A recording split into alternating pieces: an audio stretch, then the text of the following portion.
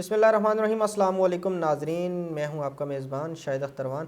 नाजरीन, मेरे साथ इस टाइम मौजूद हैं डॉक्टर इश्तियाक साहिब।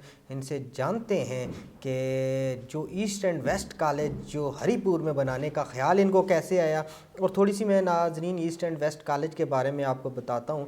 सबसे पहला कैंपस इन्होंने शुरू किया था तो मेलोडी में किया था, उसके बाद इस्लामाबाद F11 में किया, उसके बाद हसन अब्दाल, और आज हरीपुर में भी 4 साल इनके कैंपस के हो चुके हैं। तो इनसे जानते हैं कैसा लगा है आपको हरीपुर में कैंपस बना के, और हरीपुर की आवाम का रुझान कैसा है। जी बहुत शुक्रिया आपने मुझे ये मौका फराहम किया कि मैं East and West Law College के बारे में आपको कुछ बता सकूं। तो सबसे पहले हमने आगाज़ लिया 2007 में इस्लामाबाद के अंदर मेलोडी फूड पार्क के करीब। तो उससे हमें काफ़ी स्टूडेंट्स मिले जो उस वक्त LLB भी की और LLM भी की। तो उसके बाद हमारे जो है 3 कैंपसेस कायम हुए, एक F11 में, एक हसन अब्दाल में और एक हरीपुर में। तो हरीपुर का अभी चौथा जो है ना बैच जारी है और ये 5 साल का कोर्स है। यहाँ पर हमने इसलिए सोचा कि एक तो जो हमारे CEO हैं उनका ताल्लुक़ हरीपुर से है और वो ख़ुद एक बैरिस्टर हैं और उन्होंने बड़ी मेहनत से ये कैंपस कायम किया है। और इसलिए किया है कि ये एक पसमानदा इलाका है और लोगों को तालीम की आगाही देने के लिए और ख़ास तौर पे कानूनी तालीम देने के लिए उन्होंने ये बहुत ही सॉलिड कदम उठाया और इस इलाके के लिए एक तोहफ़ा है। डॉक्टर साहब, यहाँ पे दूसरी बात ये बताएं कि हरीपुर में जिस तरह आपने कहा CEO साहब हरीपुर के थे, तो दूसरा आपने कहा कि ये बैकवर्ड एरिया है, लेकिन यहाँ के लोग तो माशाल्लाह बड़े पढ़े लिखे हैं, दूसरे शहरों में जाके काम करते हैं।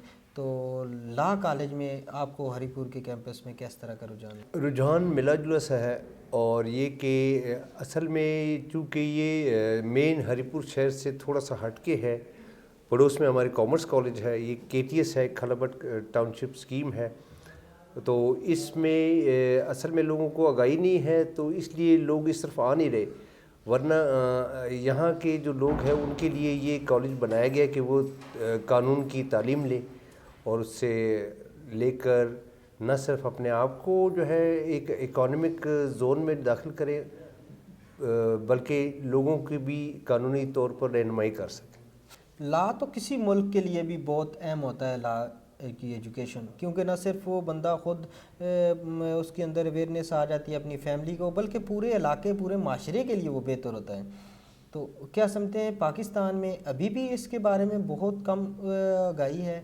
बिल्कुल आप सही समझे हैं। हमारे मुल्क में असल में कानून की तालीम की आगाही मौजूद नहीं है और बहुत कम जो है ना स्टूडेंट इस तरफ आते हैं, लेकिन फिर भी जो आते हैं वो अच्छी तरह जो है तालीम लेते हैं और फिर अच्छे वकील भी बन जाते हैं। तो हमें चाहिए कि हम जो है सोशल मीडिया के ज़रिए, दूसरे केबल के ज़रिए, अखबार के ज़रिए इसकी पब्लिसिटी भी हम करते रहते हैं और आप जैसे हज़रात हमें ताउन भी फराहम करते हैं। तो हम जो है चाहते हैं कि इसकी एक अच्छी तरह अवेयरनेस हो, अवेयरनेस कैंपेन हो, ताकि लोगों को पता चले कि किस तरह जो है हम ये तालीम देते हैं और इसके क्या फ़वाइद हैं और इसके अंदर और कौन कौन सी फील्ड्स हैं जिसमें तालीम की लॉ की तालीम लेने के बाद वो इस फील्ड में एंटर होके न सिर्फ लोगों की रहनुमाई कर सकते हैं बल्कि अपने लिए भी एक प्रोफेशन पैदा कर सकते हैं। अच्छा, ये हमारे साथ डॉक्टर इश्तियाक साहब थे, इनकी बातें सुनी, बड़ी प्यारी प्यारी इन्होंने बातें की, और इन बातों के अंदर अगर आप समझे तो एक सबक भी है आपके लिए। अपने बच्चों की तालीम के बारे में सोचें, अपने कल का मुस्तकबिल के बारे में सोचें, अपने पाकिस्तान के बारे में सोचें और कानून की पासदारी करने के बारे में सोचें। वो इसीलिए बेहतर हो सकेगी और इसी तरह हो सकेगी कि आप तालीम हासिल करें।